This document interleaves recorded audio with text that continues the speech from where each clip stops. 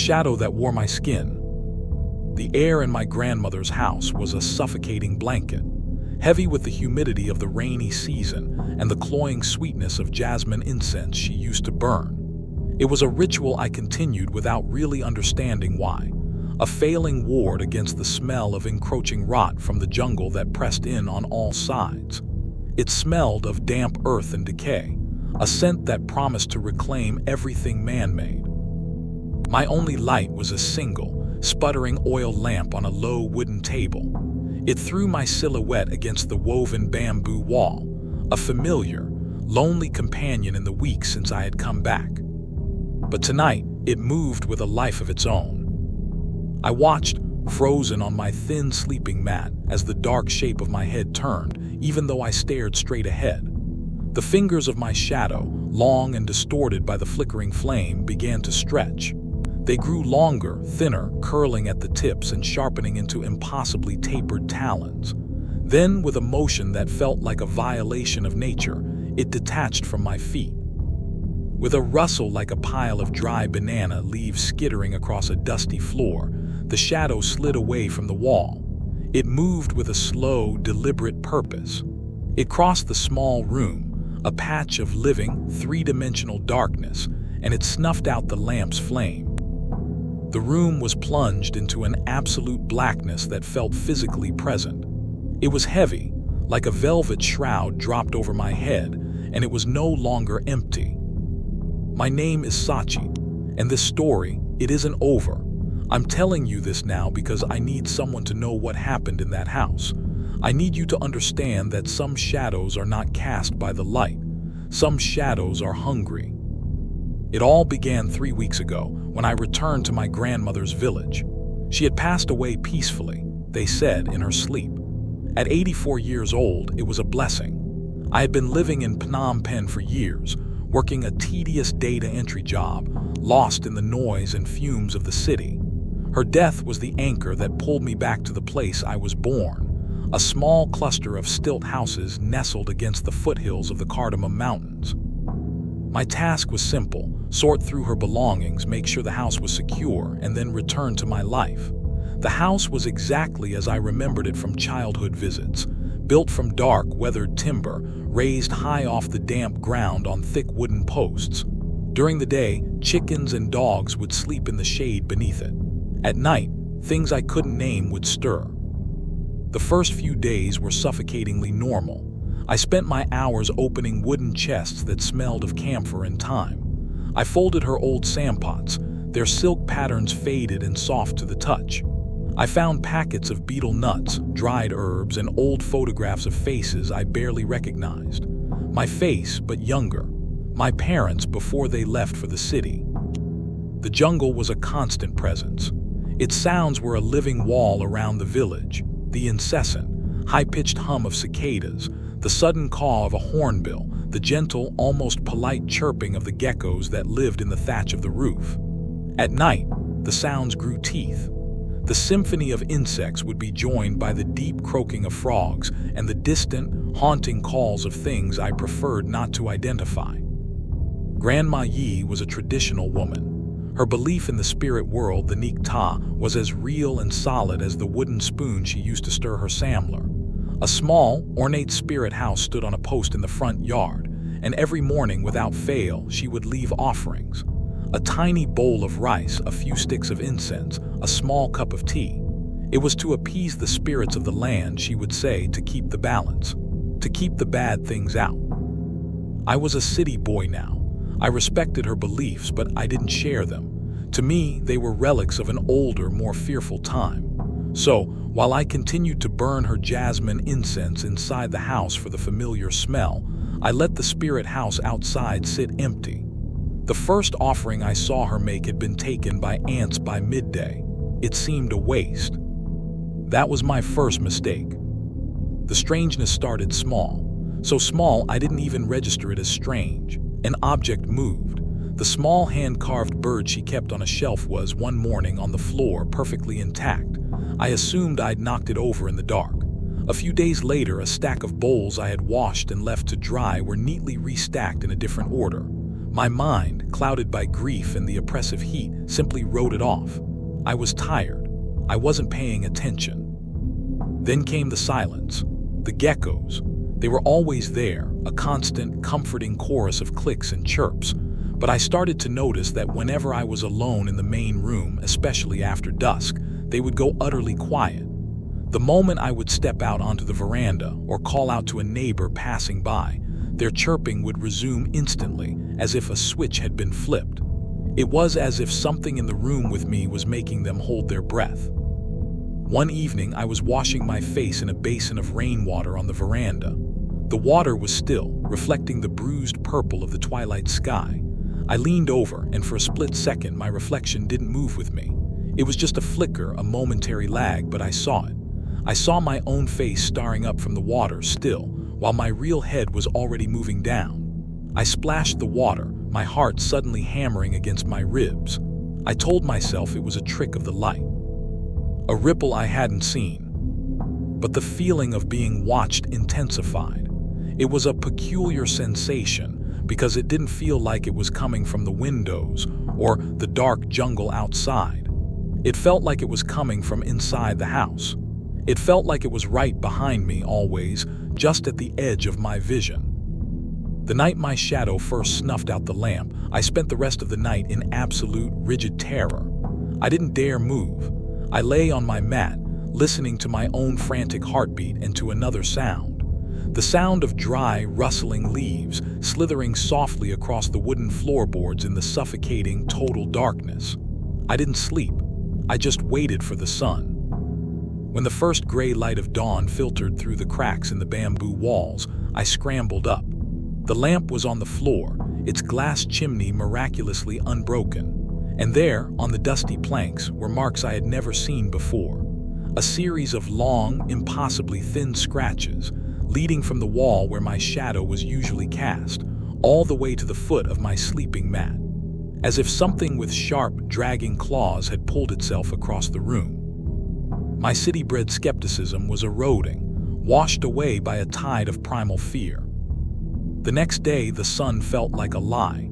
Its warmth couldn't reach the cold knot of dread in my stomach. I walked through the village in a daze.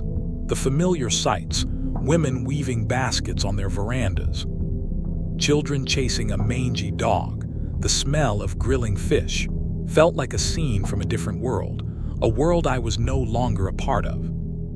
I needed to talk to someone. My grandmother had been close with Lok Ta Chi, the oldest man in the village. His face was a roadmap of wrinkles, his eyes clouded with age but still sharp, still seeing. I found him sitting on the steps of his house, carving a piece of bamboo with a small, worn knife. I approached him respectfully, keeping my head slightly lower than his. "Lok Ta," I began, my voice unsteady. "May I ask you something about my grandmother's house?" He didn't look up from his carving. "The house is old, boy, older than me. It has many stories." I hesitated, unsure how to phrase my terror without sounding insane. Did my grandmother, did she ever speak of feeling unwelcomed, of something being in there with her? Lok Ta Chi's hand stilled. He placed the bamboo and the knife down beside him and finally looked at me. His gaze was heavy. "Your grandmother was a wise woman, Sachi. She knew the old ways. She knew what must be done to keep the peace. The incense, the chants, the offerings to the Nik Ta, they were not for decoration." "What were they for?" I pressed, my voice barely a whisper. "What was she keeping out?" He sighed, a long, weary sound, and looked towards the dark line of the jungle. "Not keeping out," he said softly, "keeping in. Some things, they find a place and they attach themselves. They are like a sickness in the wood, in the earth, a hunger that never fades." He leaned closer, his voice dropping so low I had to strain to hear him. "She spoke of a shadow, a smotch A.B. pramming, a formless thing. It is not the ghost of a person. It is not a demon you can name. It is older, a parasite. It has no shape of its own, so it borrows one." My blood ran cold. "Borrows one." "It clings to a person," he said, his eyes boring into mine. "It mimics their shape, their shadow. It feeds on their energy, their fear. Eventually, it feeds on their life, their pralung. It hollows them out from the inside until there is nothing left but a shell. Your grandmother spent 60 years holding it back. She was strong, but her strength faded at the end. And now the house is hungry again, and you are there. His words hit me with the force of a physical blow. The incense, the chants, the offerings I had neglected. They weren't just traditions, they were a cage, and I had left the door wide open.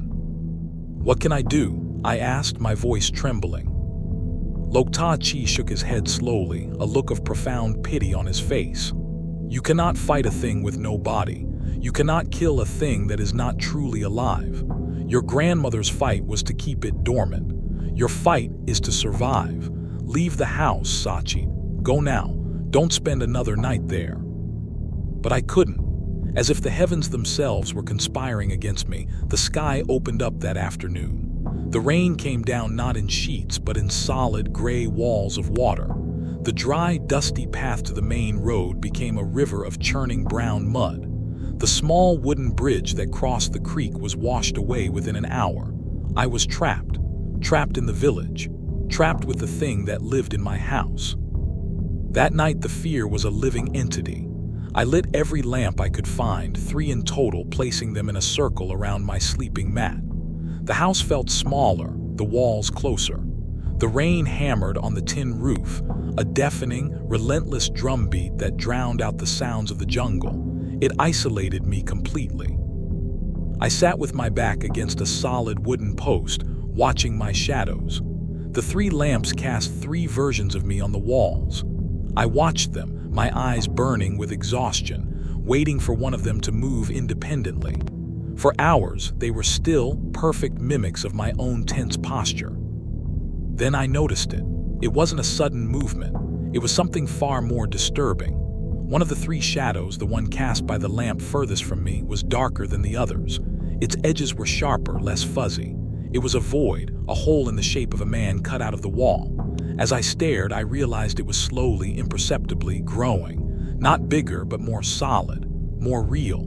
The woven texture of the bamboo wall was completely gone within its outline. And then it began to change. The head of the shadow elongated, the shoulders hunched, and the fingers on its right hand began to merge, writhing like worms before separating again. But now there were 6 of them. I didn't scream. The sound was trapped in my throat, a choked, silent sob. I snatched a flashlight I'd brought from the city, my hands shaking so badly I could barely work the switch.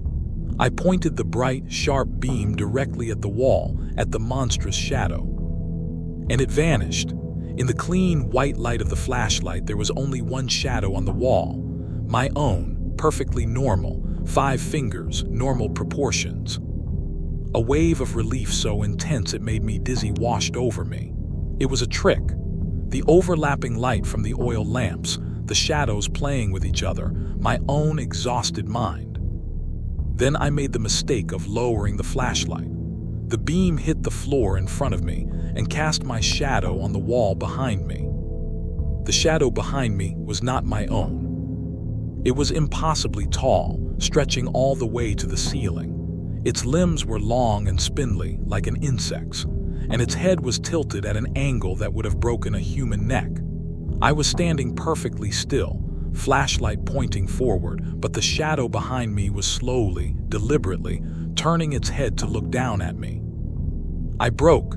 I scrambled away, crab walking backwards, the flashlight beam bouncing wildly around the room. I fell over the low table, sending one of the oil lamps crashing to the floor. The oil spilled and ignited in a sudden, hungry whoosh of flame. For a terrifying second, the room was brightly illuminated, and in that flash of light I saw it. It was no longer on the wall. It was standing in the middle of the room, a column of pure, seamless black. It had my height, my build, but it had no features, no face, no clothes, just a man-shaped hole in the world. As the flames began to lick up the bamboo wall, the thing turned its featureless head towards me, and from it came a sound. It was my own breath, a perfect mimicry of my panicked, ragged gasps, but with an underlying dry, rattling quality, the sound of snakeskin over sand. I didn't think. I ran. I burst through the front door and out onto the veranda into the driving rain. I didn't stop until I was at Lok Ta Chi's house, hammering on his door, screaming for help, as the orange glow of the fire lit up the night sky behind me. The fire destroyed everything. By the time the villagers could organize and the rain subsided enough to fight the blaze, there was nothing left of my grandmother's house but a few smoldering, blackened posts.